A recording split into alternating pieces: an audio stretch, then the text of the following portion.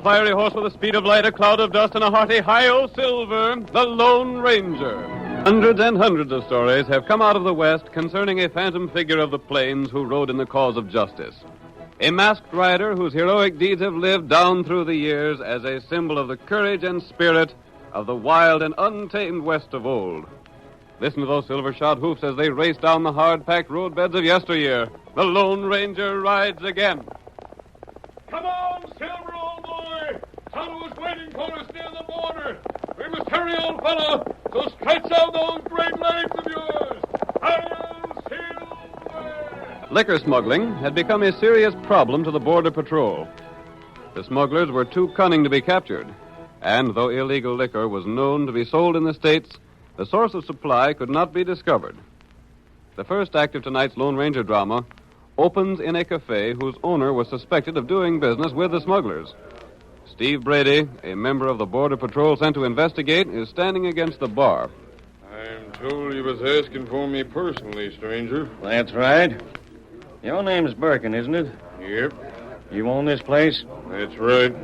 This ain't a bad grade of liquor you're selling here. Best I can get. I got something to tell you about that, Berkman. Suppose you step down to the end of the bar here where folks won't hear us talk. You're downright mysterious, Acton. What's it about? This way, so I can talk to you without 3 foot of bar between us. All right, start talking. Where are you from and what's on your mind? Where I'm from ain't of special interest. But if you feel something poking into your stomach hard, it's the muzzle of a 6-gun. What's the big idea? Stick up? No, 'tain't a stick-up, Flint. You're coming with me for questioning. What do you mean?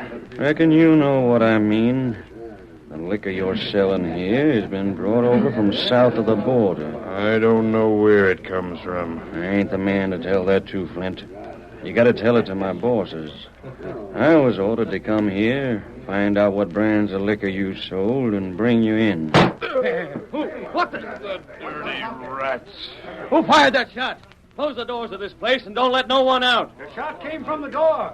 We didn't see who fired it, but it's a cinch he's not here now. Yeah, it come from outside someplace, mister. Keep away from those doors. All of you. You can't order us around that way. I'm sheriff here, and if there's any orders to be given, I'll give them, stranger. I'm giving the orders, Sheriff. My name is Brady, of the Border Patrol. Brady? Border Patrol? You're another one of them critters that come up here to find out where smuggled liquor's coming from, huh? That's right, Sheriff. This makes 2 men shot before they could tell.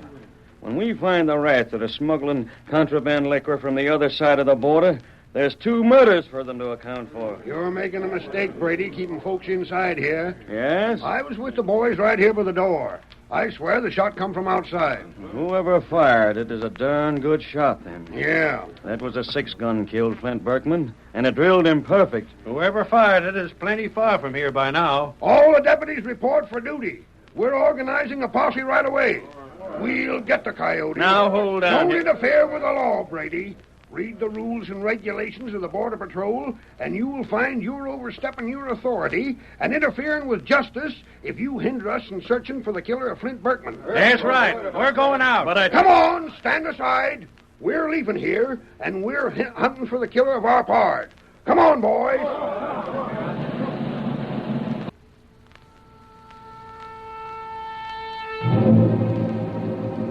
The posse organized by the sheriff to hunt for Berkman's murderer was divided and sent out to search the surrounding country. The sheriff and a few of his deputies rode out together. After a night of riding, they came upon a lone camper known as Cactus Pete. Whoa there, boy. Keep your hands above your shoulders, mister. What's this mean? It means we're hunting a killer. But doggone, mister, I ain't no killer. I'm Cactus Pete. I don't care who you are. Where you from? Shucks, I ain't from no place in particular. I just travel. Pretty sizable gun you're carrying there. Yeah. It ain't mine, though. It ain't yours. Hand it over. Let me see it. But, Sheriff, I'll take the gun. What did you say your name was? Cactus Pete, they call me. What's your real name? Pete Hawkins. Initials on this gun is T.W.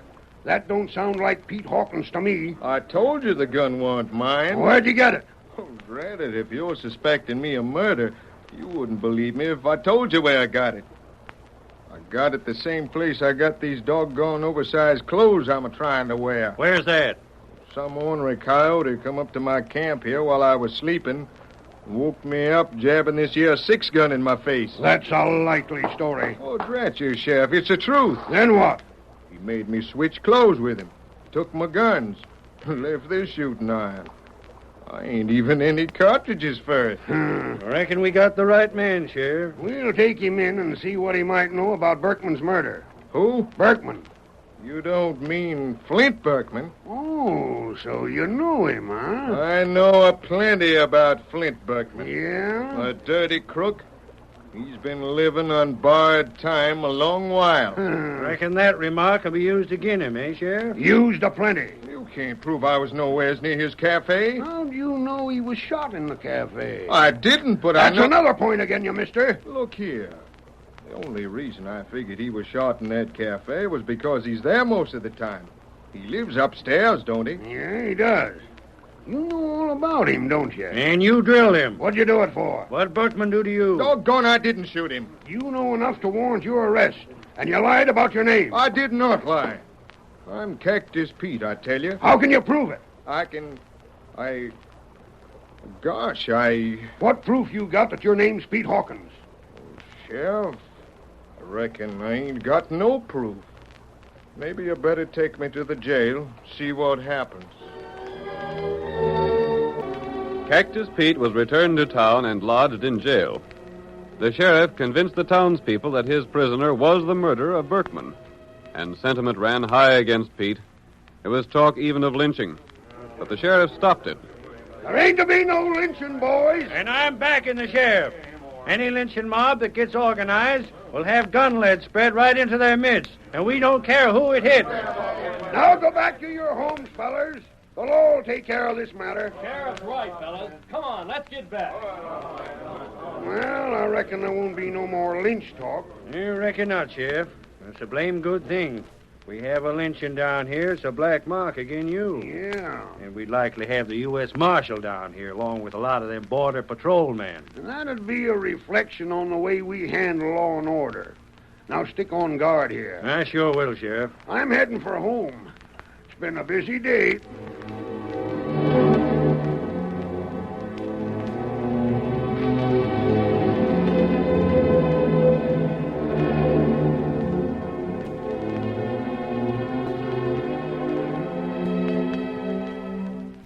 Instead of going to his home, Sheriff Perkins went to the edge of town where the shadows of huge boulders concealed Steve Brady.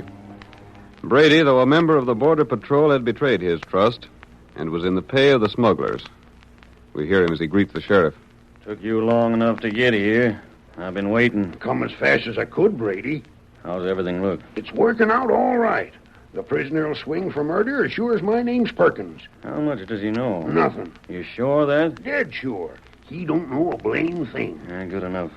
He'll have to face some questioning. The less he can tell, the more guilty he'll seem to be. Yep. It was sure a lucky thing he said what he did about Berkman.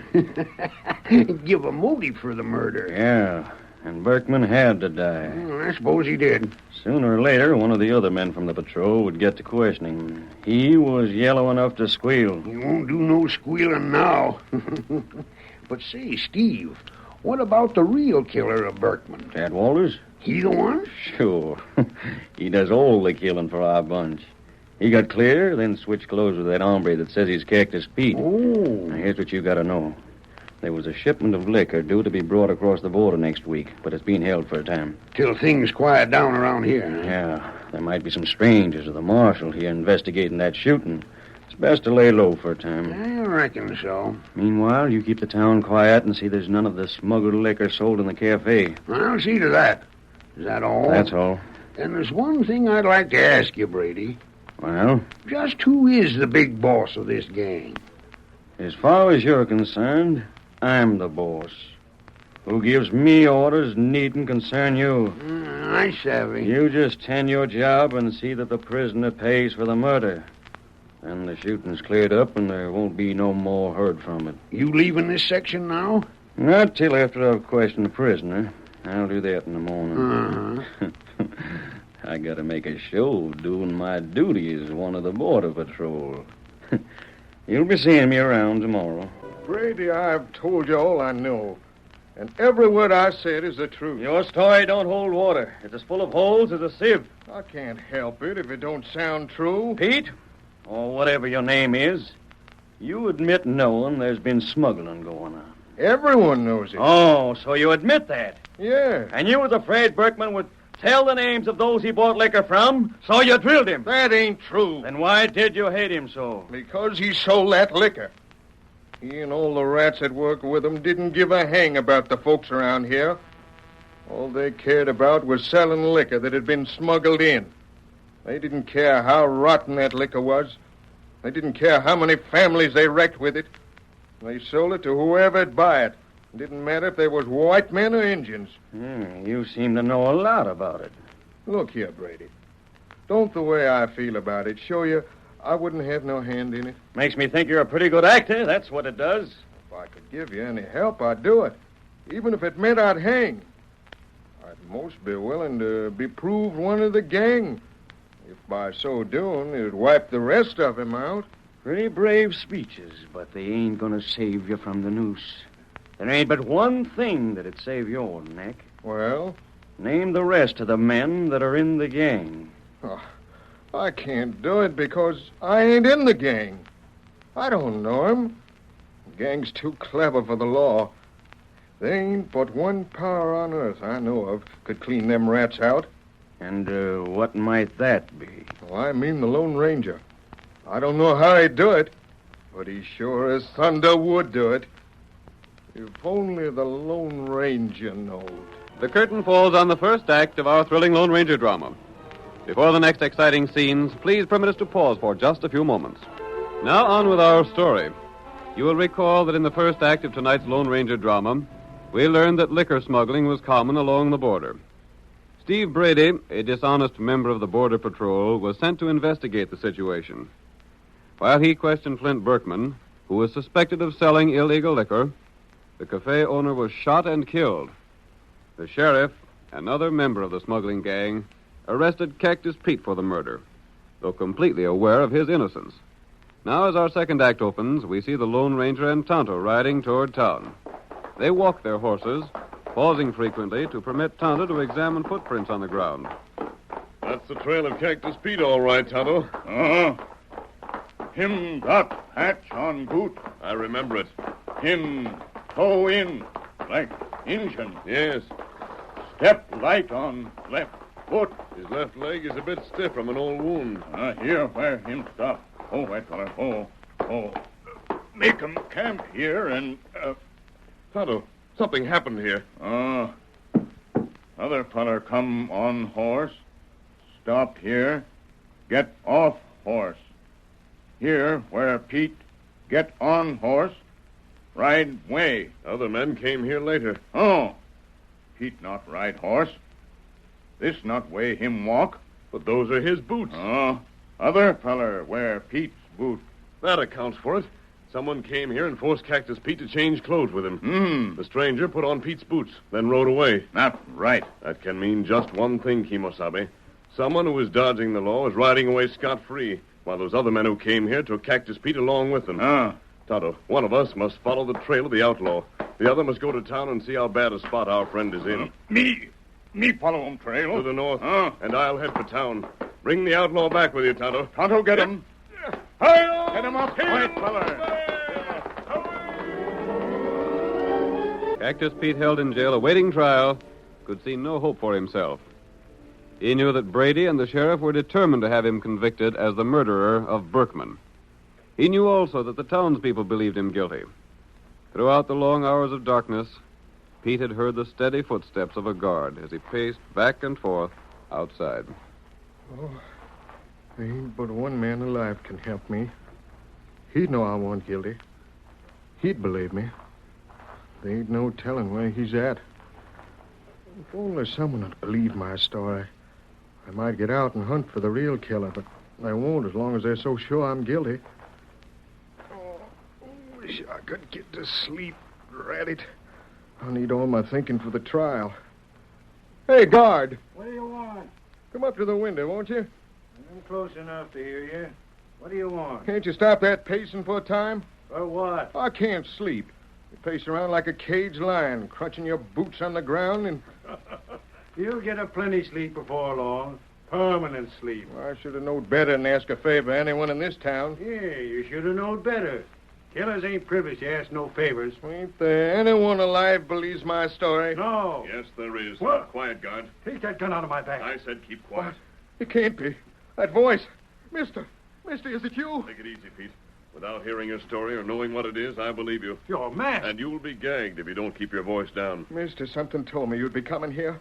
Listen, let me tell you the whole story. There's no end to smuggling going on. When are you supposed to stand trial? I'll go to court in the morning, but I already been tried and found guilty by everyone in town. Now, what are you accused of? Murder. Killing Flint Berkman. Did the real killer make you change clothes? Yeah, I did. But how'd you know? Tonto and I found the tracks. Tonto was already headed north to overtake the man who made you change with him. He made me switch guns and everything. He did, huh? But, mister, even if he's found, no one would think he was the killer. Listen, Pete, you'll have to stay here for a while. Ain't you going to let me out? Not yet. Well, what are you going to do? Get around the town and see what I can learn. I'm warning you, mister. You won't get out of town alive. You're interfering with justice. What are you going to say I've done? Well, you pulled a gun on me. Did I harm you? No. Have I tried to help the prisoner escape? No, you ain't. Are you interested in seeing the right man punished? Well, Or are you in league with the plotters against law and order? No, I ain't. Flint Berkman was killed because he might have told where he bought contraband liquor. Yeah, I know. By finding the real murderer, we'll find the key to the liquor smuggling. But that man in the calaboose... You heard what I said about reading the signs of the trail? Yeah. Why didn't the lawmen see what was so obvious? Huh? Is it because the lawmen themselves are in league with the smugglers? Pete, Yeah, mister? who found you? Well, there was Sheriff Perkins and this here guard and a couple others. You? Yeah, I was along. And you're going to tell me the truth. But I tell Did the you... sheriff bother to examine the tracks? No, they didn't seem to be no need of it. Not even when Pete Hawkins told his story? No. Mister, the sheriff and Steve Brady are the... Who is Steve Brady? Oh, he's from the Border Patrol. He was about to question Flint Berkman when Flint was shot. The Border Patrol? Yeah. I met some men from the patrol. That's how I knew all about the smuggling that's been going on. Hold on, mister. Well? Look here. I'm as set again the smuggling as any man can be. If that Sheriff Perkins is in cahoots with the smugglers and framing this man... Wait. This guard, the sheriff, Steve Brady, deputies. Pete, I have an idea. Yeah? I have a long ride before morning. But, Pete, don't lose your courage. Keep your chin up. Here, Silver. With you on my side, mister, I ain't worrying a doggone bit. Yep. Hi-yo, Silver! The Lone Ranger did not wait for Tonto to return. Instead, the masked man determined to act at once. He rode swiftly from the jail to the cafe. There, under cover of darkness, he spoke to two men standing outside. I'm looking for the home of Sheriff Perkins. Last house on this side of the road. I must also find each of the deputies and the border patrolman, Steve Brady. When he had learned the facts he needed, the Lone Ranger was ready to put his daring plan into action. He rode first to the home of the sheriff. A moment later, the sheriff was awakened from a heavy sleep by the sound of a rock thrown through his window. Where's the match? What's going on here, anyhow? Blasted, a note's fastened to that rock. Something as sure as thunder due to happen. Here's where one of the deputies lives, Silver, old boy. And here's a rock for him. Come on, Silver! Here's the home of another of the men who arrested Cactus Pete. Hi-yo, Silver! Now for the camp of Steve Brady. Brady, wake up. Wake up, Brady. Come, hurry. What's the matter? I've come to tell you something. Great Scott, you're masked. Where'd you come from? How'd you find me? I'm here to help you. You want the truth about the liquor smugglers, don't you? What? There's a man in jail for murder. Yes, but who are you? I'm trying to help you and the Border Patrol put a stop to liquor smuggling by finding the real murderers of Flint Berkman. Oh, yeah. You are, huh? Hey, you're the man the prisoner spoke of. Am I? What do you know about the smuggling? Nothing yet. But before daybreak, I'll have the whole truth for you. You will. How? I've sent a note to the sheriff and all his deputies. What for? Brady, now listen so you'll understand the plan. Yeah. I know the sheriff and some of his men are working hand in glove with the smugglers. You know that? Yes. Who else? I don't know, but I do know Sheriff Perkins is a coward at heart. If he can be arrested with the proof that he's with the smugglers, he'll talk. Yeah, he struck me as a coward. Now then. But hold on. How'll you prove these men are working with the liquor smugglers? I've sent a note to each of them. The note is worded in such a way that if they are in with the smugglers, they'll go to a meeting place at daybreak. Oh. But if they're not, they'll not know what the note means. I savvy. Those that go to the meeting place will prove themselves guilty. Yes, and the United States Marshal and your Border Patrol will be there to get them. Time to go get my parts of the patrol, huh? No, I ain't? I'll take care of them. You go directly to the meeting place. Where is it? The old arroyo, near the dead cedar. There are good places to hide on the side of the arroyo. Where'll you be between now and then? Riding. For the Border Patrol, huh? Brady saddled his horse, then rode toward town and the home of Sheriff Perkins. There he dismounted and shortly afterwards pounded on the lawman's door, waking the sheriff for the second time that night. Hey, Dad, rat it all. Can a man get sleep when he's got to get up before daybreak? Oh. Who's there? Parsons, open up. That you, Brady? Hey, open up quick. I gotta see you. What are you doing here? Now come in and shut the door. I'm glad you come. I wanted to see you. Listen, an hour ago, a rock came through that window. I know. There was a note on it. Well, how do you know? This'll give you a laugh. The masked man that sent the note come to me and told me how it was a trap for you and the deputies. Yeah, a trap? Sure. Then the big boss ain't called a meeting at all? No. I ain't to go to the arroyo at daybreak? You go, and it serves as proof that you're in with the smugglers. Gosh. He told me how he'd set the trap. Yeah? You've got to tell the rest of the boys not to go there. Yeah. I'd better go get 'em out of bed right now and tell 'em. Who you have to tell? All of 'em. Sneed, Miller, Lacey, and Stone. What about the guard at the jail tonight? He's one of the deputies that don't figure in our game. You'll tend to the telling of the rest? Yeah. You dead sure the whole thing was a fake? Sure it was. And if we go to the arroyo, we show that we're with the smugglers. You've already shown it. What? Where? There, at the busted window. You're coming. Don't move. Hey, you! Boys. Get the gun, Sam. The marshal. You're darn right. Look here, I'm a border patrolman. Not no more, you ain't. You're an ornery smuggler. It's a trick. Did you hear enough, Marshal? All we needed here. Hank, take a couple of boys and get them deputies. All right, Marshal. It's a frame-up, an honorary frame-up. You said you was going for my men. And you thought you'd be safe coming here to warn the sheriff. Well, Brady, that's just what you were expected to do. Mister, Tonto's come with a killer. But that man's a prisoner. Yeah, like fun. The guard let me out when Tonto showed him how that killer swapped clothes with me. Did the guard believe your story then, Pete? He had to. You should have seen that killer's feet all cramped up by trying to wear my boots. That proved my story. Let me talk, Do Marshal. your talking to the judge and jury. Maybe you can save your neck by giving names. He can't give the names of the bosses, but I can. Marshal, let me talk. Marshal, you'll get all the evidence I promised you if you'll bring some honest men and help me. I sure as thunder will. Tonto, I'll meet you at the camp. I told you. I told you he could do it. Hi-yo!